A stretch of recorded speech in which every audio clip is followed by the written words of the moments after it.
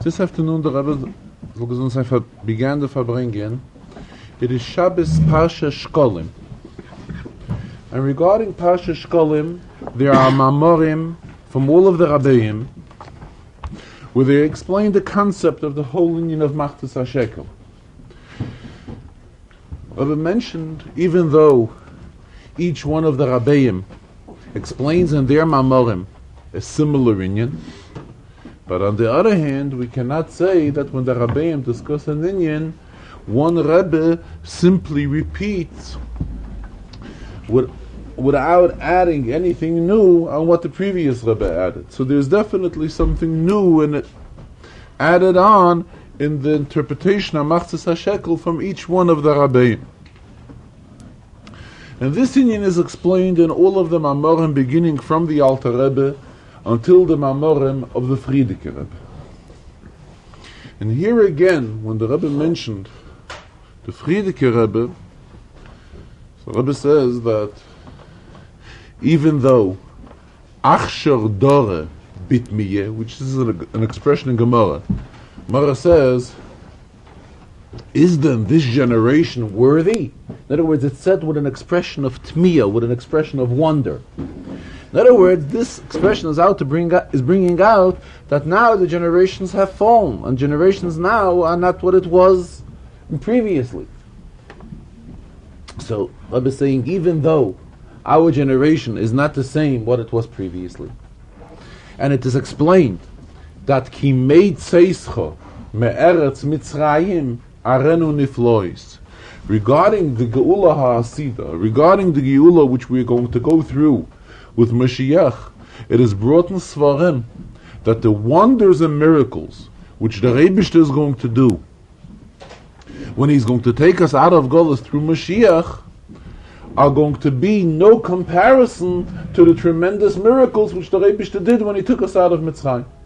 And when he took us out of Mitzrayim, there are 4 different expressions in Chumash, Lishonos Shel Geula, different expressions of Geula, and there are the wonders and miracles which the Rebishter did then. Now it will be Ki Yemei Tzeischa Me'eretz Mitzrayim Arenu Neflois. In other words, what happened by Yitzias Mitzrayim is only in a small degree of what is going to be now when Mashiach will come. So what do we see from this? That the niflois, the wonders which will be when the Rebishter will take us out of Golus, will be really outstanding ones. And if the Rebbe is saying, so the same, the leadership, the Rebbe is referring to the Frierdiker Rebbe, as he's saying it, regarding the Frierdiker Rebbe, being that he was also Nossi in the generation which is right before the coming of Mashiach, so it's also in a level of niflois. In other words, he is also similar. His level is also similar to the level of nisim v'niflois, of wonders which will be taking place when the Rebbe will take us out of Golus through Mashiach. Now the Rebbe is going back, explaining the inyan of Machtas HaShekel. What is actually the inyan of Machtas HaShekel? So the Torah tells us that we were supposed to take a half a shekel, and this should be contributed. Every Jew had to give the same, not more and not less, and this went towards the Mishkan. And when the Torah describes how the Machtas HaShekel was contributed, the Torah tells us that a shekel was esrim geira. 20 geira composed 1 shekel. And when a Jew gave, we were told to give Machtas HaShekel, that means we are giving Eser Geira. The Torah says we are supposed to give 10 Geira, which is equivalent to Machtas HaShekel. So the Rebbe is asking, this question is discussed in Chassidus, always we know in Torah that everything, in Yonim of mitzvahs and shiurim, it is always stressed the advantage of something when it is whole and complete. For example, in the Beis HaMikdash, Klei Shores, all the kelim that were used for karbanos, all the kelim that were used in the Beis HaMikdash, all of these vessels So the halacha tells us that whenever they were used, with whatever they were used, they had to be mole, they had to be full. Furthermore, the kohen that did the avodah also had to be complete. We know if a kohen is a baal mum, in other words, he's missing certain parts in his body, physically, so the Torah tells us that a baal mum is prohibited to do the avodah. So what does this show? All of this shows us the advantage of something when it is whole and complete. And here where the Torah comes and says that what should every Yid contribute? Everyone should contribute machzis shekel, a half a shekel. All over we know the greatness of something when it is whole and complete. Here the Torah is telling us that something so outstanding, and what? Machzis, half. Furthermore, if what the Torah is trying to bring out, that every Jew has to contribute eser geira, which is half a shekel, why does the Torah keep on stressing machzis shekel? Why does the Torah have to tell us that a whole shekel is esrim geira? Why are the psukim getting involved in all of these details? Pasuk could have said that every Jew should contribute eser geira, which was a going currency then, eser geira towards the Mishkan. In another way, which machzis hashekel differs from all other tzedakos, is because that by machzis hashekel, the mitzvah is that it has to be given away at one time. A person cannot be mekayim the mitzvah of machzis hashekel if he will give it in installments. If he will give it part now, and part next time, and part a while later, that's not how machzis hashekel can be fulfilled. Any other stock obligation, there's nothing wrong if a person pays it out. Machzis hashekel is different. So here the Rebbe explained the whole union of machzis hashekel and explained it with a mashal, a parable of a scale. That we see on a scale how one thing could overweigh the other thing. So sometimes the scale goes down, and sometimes the scale is overweight, so the other half goes up. In other words, it's like two halves. One half goes up, or one half goes down, depending which side has more pressure. Same minyan the Rebbe brought out, and to understand it better, he also explained it with a vote from the Maggid. There's a vote from the Maggid, which is often quoted in Chassidus, on the pasuk for Sisa Chatzoitzrois, that in the Mishkan there was a need to make trumpets, which were used in the Mishkan, which the Torah tells us about. So the Maggid teaches that Chatzoitzrois,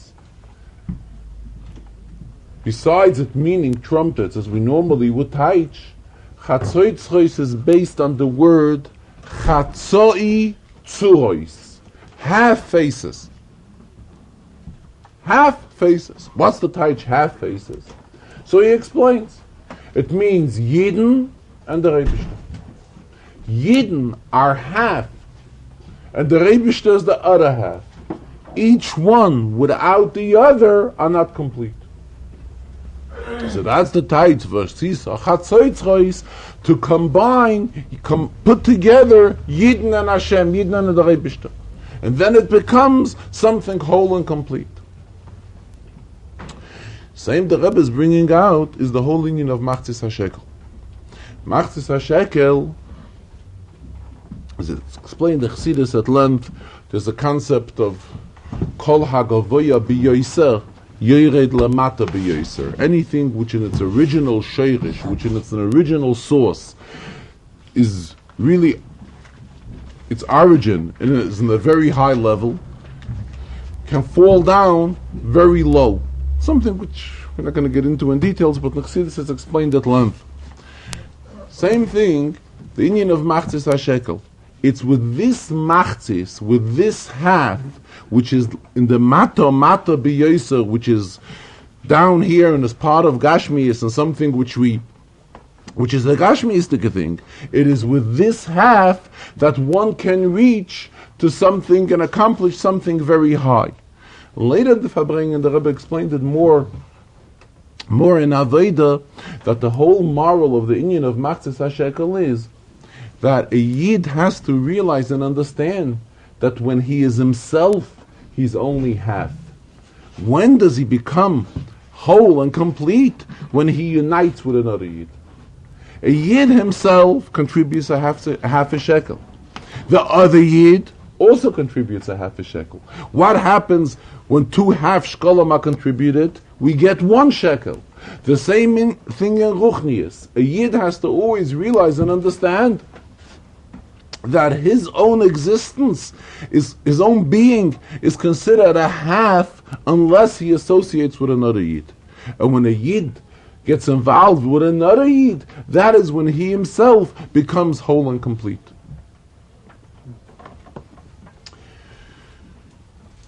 Today we benched the month of Adar.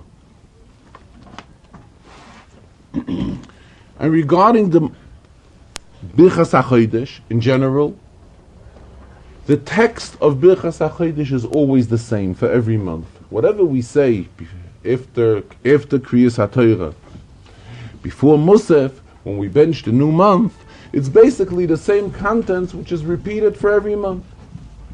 However, every month has its specialty, has its special in. Memela, now that we are benching the month of Adar, Adar has something very special in it.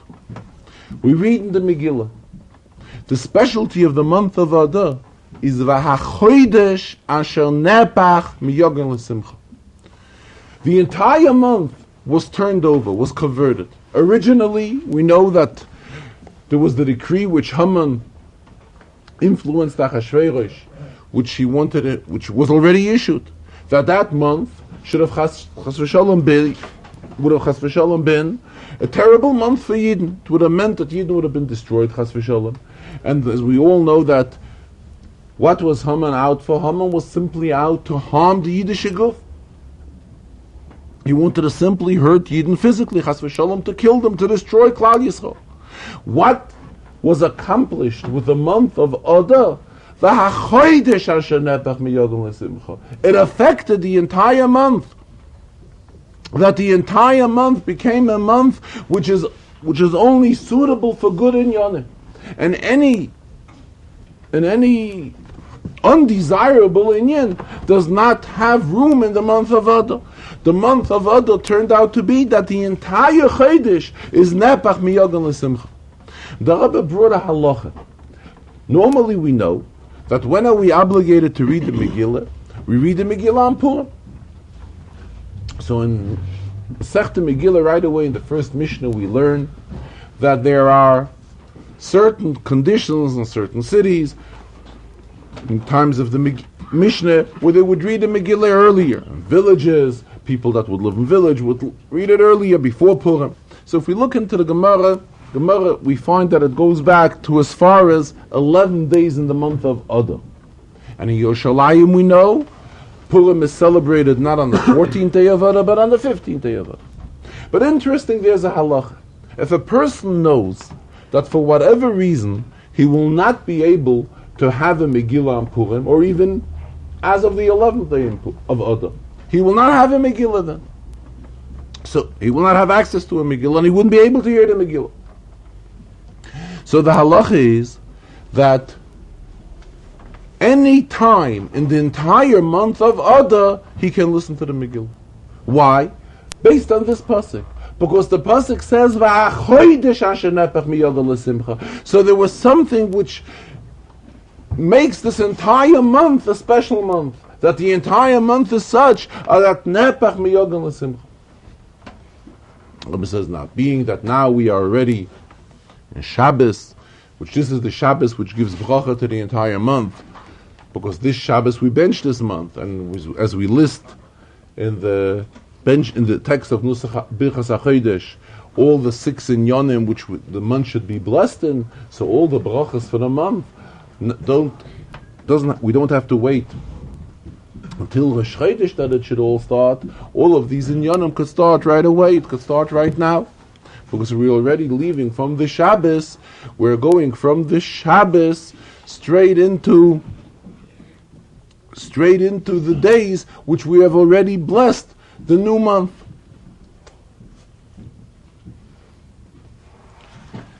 Talking about this inyan, Rabbi says we are constantly tying every inyan having to do with the coming of Mashiach. When Mashiach will come, it will be v'ashiva sheftayich kivarishayna. The Pasuk says that when Mashiach comes, the Rebishter will set up the entire judicial system will be as it was when Yidden, before in the times of the Beis HaMikdash. When we had the Beis HaMikdash, when was the new month set? 2 witnesses would come, and witness would say that they saw the new moon, and that is when Bezdin would proclaim that a new month began.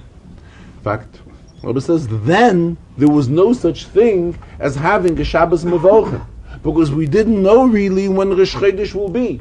So we couldn't have a Shabbos that we would give bracha. A Shabbos Mevorchim means that this Shabbos we are benching the new month. Then there was no such thing.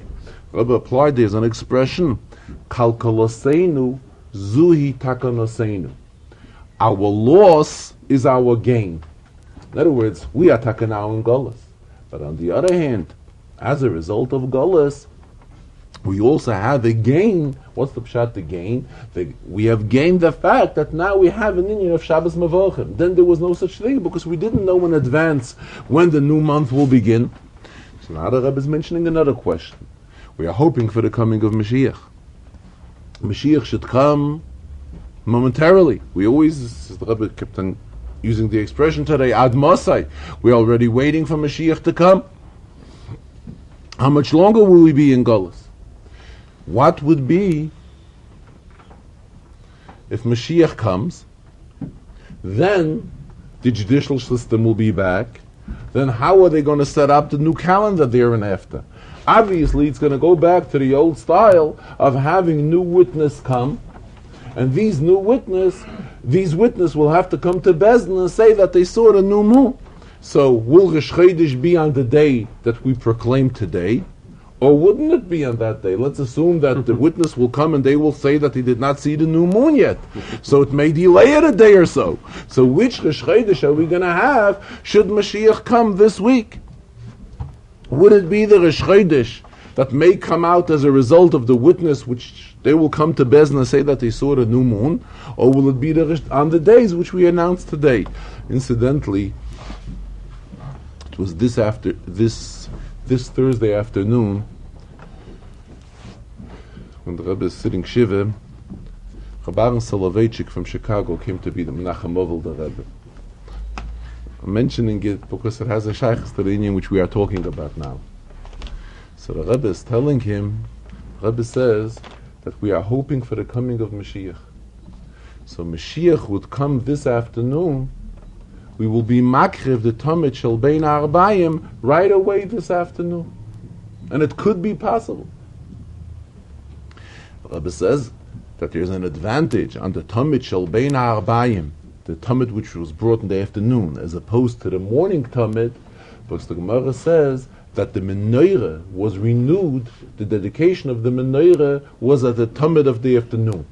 So in Mela there's a plus to the afternoon Tamid. As the Rebbe says that, Rebbe says, Yidden schrecken sich, that Yidden are afraid, Yidden get scared when they hear such language. Man sagt, Mashiach wird gleich kommen. You know, mit gleich kommen, and right away this afternoon we're gonna go bring a korban already. Right away. Oh, but the Rebbe says, aber was soll ich tun? What should I do? This is what Chazal tell us, that when Mashiach will come, Moshe and Aaron will come along with them. The Rebbe says, it's an interesting thing, that Moshe and Aaron are going to be rising from Triyas HaMesim. but it's not mentioned anywhere that they will need any kind of special treatment. In other words, any type of hazah or something like it, because obviously they went through a process of tumah. And it seems that right away they'll be able to go ahead and do the Avodah in the Beis HaMikdash. So there's nothing to be scared about, the Rebbe says. Torah is balabos of Metzias. Torah is balabos of Welt. Torah has the control of everything that's happening in the world. So Mamela, what could happen is that Mashiach should come this afternoon, and right away today we will bring the Talmud Shel Bein HaArbayim. The Rebbe says when the Yidden got the Torah by, all this the Rebbe is saying this Thursday afternoon, when the Yidden got the Torah by Har Sinai, that is when they got scared to the extent of Polcha Nishmasan, the Neshamas flew out of them, until the Medrash tells us that what was needed was Hechziram Betal Tchiyah, that the Rebbe should go through a special process with a special dew to give life again into the Neshamas. But now Yidden have to take things for granted. There's no reason to get scared. Torah is balabos of Welt. Torah has an authority over everything which is taking place in the world, and therefore should Mashiach come this afternoon, and Mashiach will come, it will be Moshe v'Aaron Imoim. And Moshe v'Aaron Imoim, so I will have Aaron. So we'll right away be able to bring the Talmud Shel Bein HaArbayim.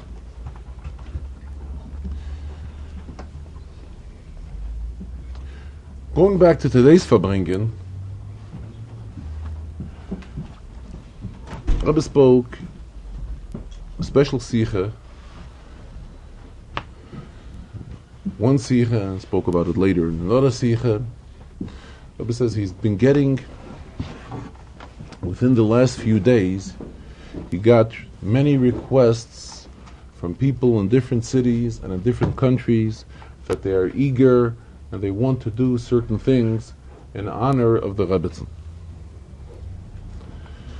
On one hand, Rebbe says it's extremely advisable that everything which they would like to do should begin as soon as possible. If it is possible that it should begin during the Shiva, fine. If it cannot begin during the Shiva, at least to see to it that it should begin during Shloshim. As we know, how Torah keeps on stressing regarding all inyonim, ha-maise hu ha-iker, that the maise, deed, and action, this is what supersedes everything, and this is what counts. For Mela, when we have an idea of establishing something, or anything, founding something, or establishing something in memory of the of the Rebbetzin, the Rebbe says the best thing is that it should be as soon as possible. On one hand. On the other hand, Rebbe is saying the way he wants these things to happen is that in every city or in every country, wherever it's applicable, wherever anything is going to be founded, the best thing is that it should be with the approval of the local Rabbanim. And not just to rely on their oral approval, but to make sure that this approval should be gotten from them, biksav, should be gotten from them in writing. Rabbi says this would avoid any type of problems, of any type of conflicts with other type of existing institutions, not to go, this expression would be hasagas gvul, not to, it shouldn't affect any other existing institutions, and therefore, again, it's extremely appreciated, but at the same time, Rebbe says there's even no need to write to him or to ask him about it. So it's not a time now that he should be able to answer on such type of correspondence. But again, to follow this instruction, that it should be with the approval of Rabbanim, of Morda Asche, and again, the best thing is to see to it that the Rav or Rabbanim that are consulted, and again, if it involves more than one city, if it involves two cities, consult the Rabbanim of both cities. If there are no local Rabbanim in this specific area, contact the closest rabbinic authority possible, and make sure that everything that is done as far as founding and establishing new institutions in memory of the Rebbetzin, that all of this should be done in conjunction with the approval of local Rabbanim. By doing this, we will avoid any kind of discomfort, any kind of undesirable or unwanted problems which can arise or may arise. We can avoid all of this when this will be done in a way that it will have the clearance and the approval of the local Rabbanim. In fact, it was throughout the first Sikha, the second Sikha, more in the first Sikha, that the Rebbe did refer a few times to the famous expression Hakitzu v'ranenu sheikh neyafa, which this expression is brought regarding the coming of Mashiach, that when Mashiach will come, it will be Hakitzu v'ranenu sheikh neyafa, that all the sheikh neyafa will rise. That's the union of Tchias HaMeisim. In fact, later in the Farbrengen, when the Rebbe was talking how we are already waiting for the coming of Mashiach, the Rebbe expressed himself that those that have to rise in Tchias HaMeisim, all of those neshamas are also complaining and are screaming, Ad Mosai, how much longer will we be in Golus? In other words, they too are interested that it shall already take an end to the Golus, and it'll take an end to the Golus, and Mamela it will be Tchias HaMeisim for them. In the Farbrengen, as it's customary that the Rebbe learns a Zohar. Today's Zohar, which is the first in commentary, the Rebbe's father on the Zohar, Parshas Mishpatim, it's a Zohar that also has to do with the event that took place this week. The Zohar expresses itself V'kadhai nishmosa nafkis mahai alma, when this neshama goes from this world, parts from this world, zachya nikiya brira. The neshama parts, it's a triple expression in the Zohar. In fact, the Rebbe's father gets involved in explaining that why there is a triple expression. But it basically means that the neshama that parts from this world, parts purified, zakai, clean, and again in another exception, breira, which is also an expression of being purified and ruchnistic cleanliness. And the Zohar goes on, kutshebrichu anhirlo bekama nahira. So then the Rebishter illuminates this neshama with several illuminations. What's obvious the relation from the contents of the Zohar to the Inyan the Rebbe is referring to. The Rebbe explained it that there is times we find contradictory Mamorei Chazal, and we find two Mamorei Chazal that are actually contradictory. Obviously, they seem contradictory one to another. Once Chazal tell us that it's better for a person to be a zonav la'aroyos rather than being a roish l'shu'alim.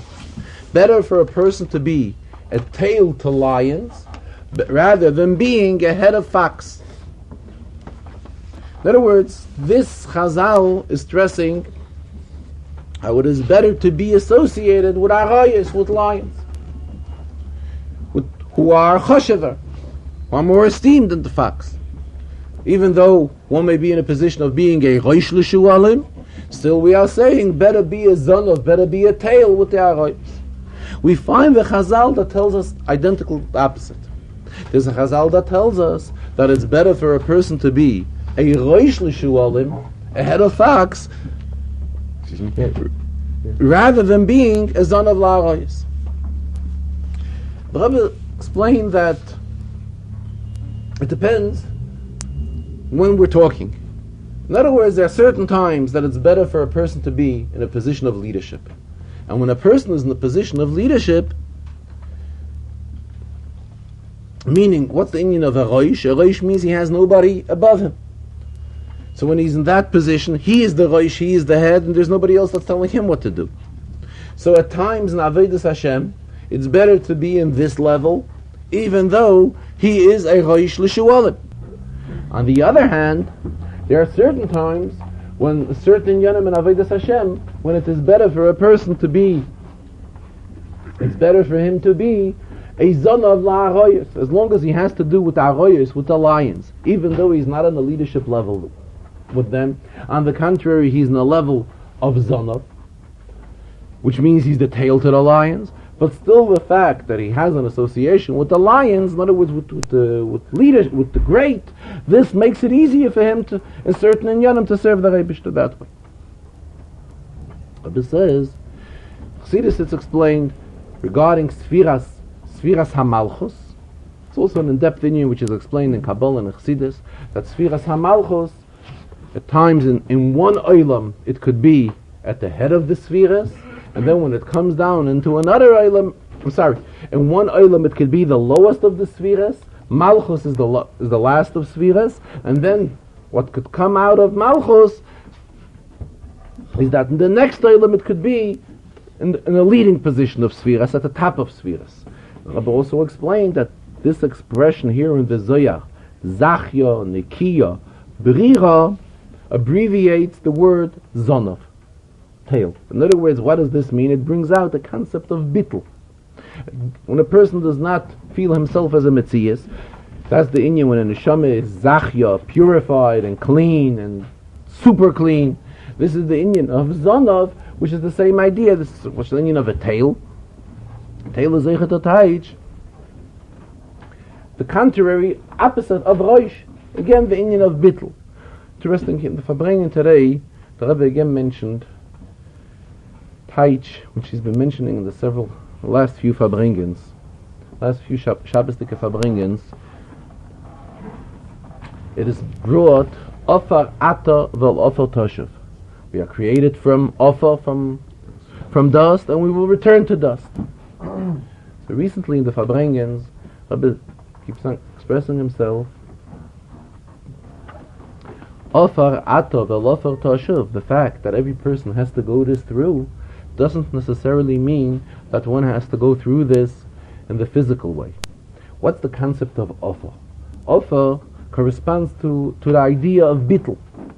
And mainly when a person's attitude is in the way of bittul, in other words, which is the contrary of yeshes. In other words, he acts in a way where an extreme level of modesty. By doing that, one can fulfill the concept of Afarata vel Afar Toshav as well, not having to go through it in Gashmis. The Rebbe went on in the Farbrengen as usual, as the Peil Mamish, as in the regular Farbrengen, explaining in Yonim and Rashi and in Yonim and Rambam. The Rashi, the Rebbe explained two brief Rashis and Pashas Mishpatim. One is at the beginning of the Sedre, where the Torah tells us, Ve'ela ha-mishpatim asher tosim lefneim.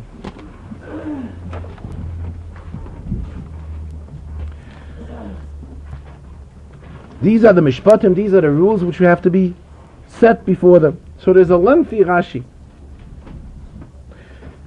It's the second Rashi in the Sedre. And the contents of this Rashi is that Rashi explains at length that how do Yidden have to be taught halachas has to be in a way, tosim lefneim, put it in front of them, kishulchan ha'aruch, just like a set table, umuchan lechol lefnei adam, just like a table when a person comes in and the table is set and everything is on the table that it is ready for him to eat. In the same manner it has to be the way that you will relate the mishpatim to them. In other words, give it to them very precise and very clear so that they should know it and be able to understand it and learn it and know it very well. We know that Rashi always explains in Yonim Daranageyim Pshuta Shel Mikra. If there's something which is not understood in the pasuk, that is when Rashi gets involved to explain it. Here it's obviously a very simple pasuk. Pasuk says, "Ve'ila mishpatim asher tosim lefneim." So what's bothering Rashi to get into this lengthy explanation that how do Yidden have to be taught halachas just like a table that's set and you could go and eat from it and your meal is ready, the very same way Mishpatim which you will relate to the Yidden should be the same way. Obviously, if Rashi wouldn't tell us anything, there wouldn't be any hardship in the pasuk either. So this the Rebbe is explaining Rebbe is learning the expression of Asher Tosim Lifneihem is a very unusual expression when we're talking about learning. In fact, the child will go back, he will see that these are expressions which are used when a meal is prepared. When Abraham prepared the meal for the Orchim, or other meals which we learned about in Chumash, that is when it's suitable to use an expression of Asher Tosim Lifneihem. So being that Rashi sees that the pasuk here is using an expression which has to do with the words of setting a meal, kind of strange expression when we're talking about teaching halachas. So this is reminding Rashi, this is what's forcing Rashi to learn that the pasuk here, the intention of the pasuk here is that the halachas have to be taught to Yidden, take just like a meal is prepared on the table, just like we find a table that's set, so the person can go ahead and have access to his meal right away and get his meal, and it's set in a very organized way. The same thing the pasuk is telling us, being that the pasuk is using an expression which normally would fit to a lashon of achana suda, preparing a meal. And here the Torah is using this expression is a siman that this is what the Torah wants, that the halacha should be related in such a way, just like a table that's set, and the person can right away go ahead and have access and enjoy his meal. The same way, these halachas have to be related clearly and precise, so that everybody could know it and understand it. Another pasuk, which the Rebbe explained, is after Shlishi,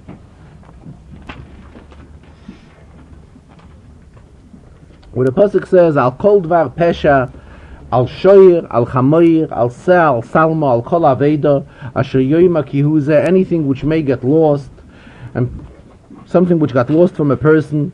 So the pasuk says, "Ad ho'alikim yovei dvar shnei." So whom should they go to? Ad ho'alikim. Now what does alikim mean here? In this pasuk and pasuk ches, naturally it means to go to a Beis Din.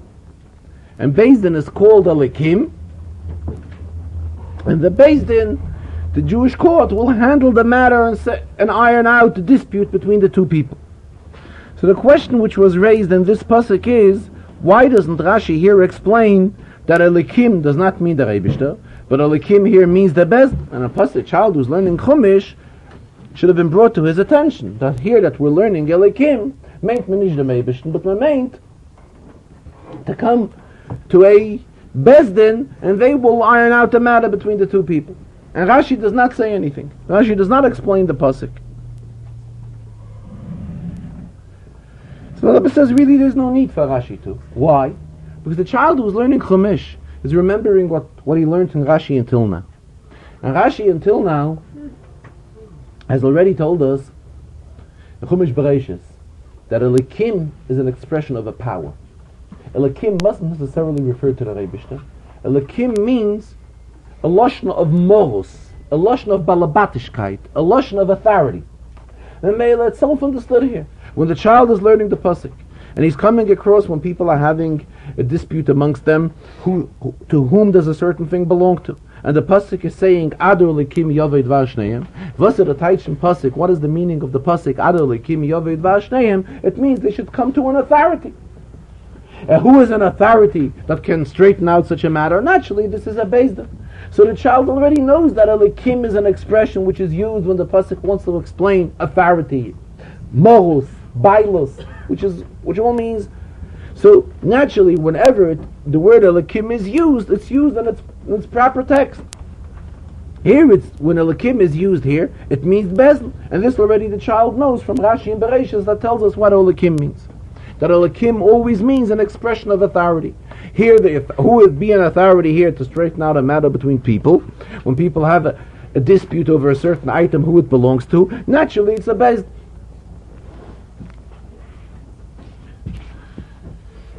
Regarding the Shia Rambam, it is in the halachas of tzitzis.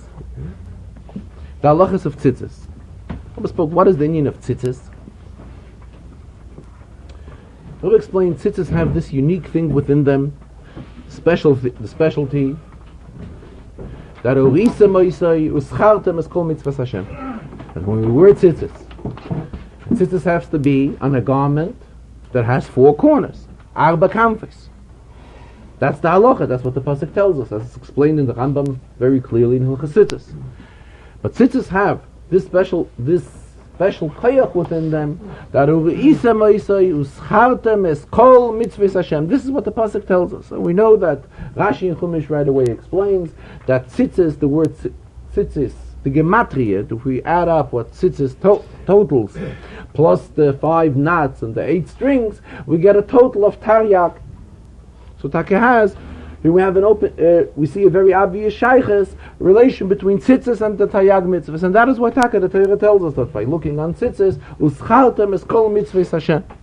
And the Rebbe says that even by a child who is even not mechuyev to wear tzitzis yet, and he's wearing tzitzis because of chinuch. And when you see this child walking and you see the tzitzis dragging from him, this is something which is very meaningful, and it's already imbuing into the child the concept that uveisa moisai uschartem es kol mitzvahs Hashem.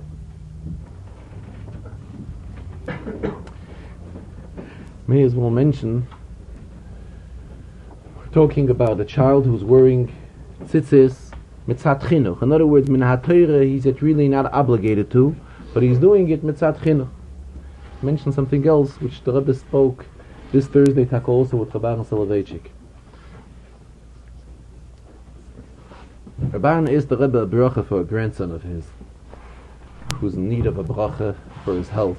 I was telling the Rebbe that this is this was discussed, it's on tape, it's available. And he's telling the Rebbe the child Elena has to go through a lot of treatment and has to go into the hospital every month, very strong treatments. It's a very unusual child that's taking along a Mishnayis, an 11-year-old boy that when he goes for extremely serious treatments and takes along a Mishnayis with him every month when he goes for the treatments to the hospital. And Reb Aaron expressed himself that the boy is a tzaddik. So the Rebbe commented that tzaddik corresponds to the inyan of tzedakah. Tzaddik and tzedakah. And maybe it would also be advisable for him to take along, in addition to his Mishnayos, let him also take along a tzedakah pushkin. And here they went into a whole conversation. But even though a child, the mitzvahs that a child is makayim, child before bar mitzvah, B'tzad halacha, it's only because of chinuch that the child is makayim these mitzvahs. But the mitzvah of tzedakah has something special in it. Because the recipient of tzedakah, to him it's no difference who gives it. To him it's no difference whether an adult gives him tzedakah or a child gives him tzedakah. He is nebuch in need of the money, and when he gets the money, this brings life to him. You have brought life to the soul of the poor person. So there's a specialty in the mitzvah of tzedakah that a child is mekayim, that the accomplishment, when a child is mekayim the mitzvah of tzedakah, even though he's not bar mitzvah, he achieves the same thing as an adult. What's the inyan of tzedakah? The inyan of tzedakah is to see to it that the one who is in need of tzedakah gets it. Memela, there's no difference who is the one that gives, whether it is a child that gives or it's an adult that gives. And for this reason, the Rebbe says there's a sefri that tells us that if a person walks in the street and he loses money, and even though this man feels bad that he lost the money, and a poor person found the money, a person who's in need of tzedakah found this money, so the sefri tells us that the man fulfilled the mitzvah of tzedakah. Even though the Rebbe says we know that generally when we give tzedakah has to be given b'sever panim yafis. We have to give tzedakah with joy, with a satisfaction, to make the person who's receiving the tzedakah that he should feel good. But here, that's the specialty here, even though the one who's giving tzedakah doesn't even know that he's giving, and not only he doesn't know, he's feeling bad, because he feels bad for the fact that he lost the money. But nonetheless, Sifri tells us that when one loses money and another man, the poor person, finds it, he is credited for the mitzvah of tzedakah. Back to the Farbrengen, when the Rebbe was talking about the inyan of tzitzis. The tzitzis we have on the four corners of a garment that has four corners is obligated on having tzitzis. Rebbe says when we're talking about the four corners, this reminds us also of the inyan of Geula, the inyan of Mashiach. Why?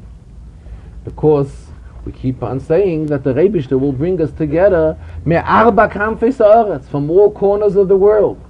Mele again, the Rebbe used this opportunity that it's already the time for the Rebishter to do an inyan that also has a shaychus to four corners. We are mekayim the mitzvah of tzitzis, and wearing the tzitzis at the four corners of our garment. Let the Rebishter do something which is also symbolic to the concept of tzitzis, bring us together, take us out of gullus, gather us from all four corners of the world. Here again the Rebbe concluded that tzitzis is an inyan that has a shaychus to men, to boys. However, women don't have the inyan of tzitzis, but women have another inyan which is of great specialty, and that's the inyan of Neir Shabbos Kodesh. The inyan of lichtigkeit, which women, by lighting the Shabbos candles, brings light into the house. And regarding Shabbos candles, Mara tells us how did Shabbos candles, Neir Shabbos Kodesh, originate? Because simply that it should be lichtig, so that we can see what we put into our mouth. When we eat the Suda Shabbos, we should have light. So that is what the Shabbos candles are made for. And Mela, what's the inyan of the Shabbos candle? The inyan of the Shabbos candle is to see to it that what we put into our mouths is in accordance with the light. What light? With the light of Neir Mitzvah v'Torah. So Mela, the Rebbe is using this, explaining the inyan of Neir Shabbos Kodesh, that it's not just an inyan which, for the simple meaning of that, but there's a much deeper meaning in it. That what the inyan of Neir stands for, the whole inyan of Neir Mitzvah v'Torah. And this is something which is illuminating us, so that we should be guided by the illumination of the Shabbos Licht to know what we put into our mouth. In other words, to make sure that whatever we put into our mouth is in accordance to the Licht of Torah. A gute Woche, and schus so Tag in Allein.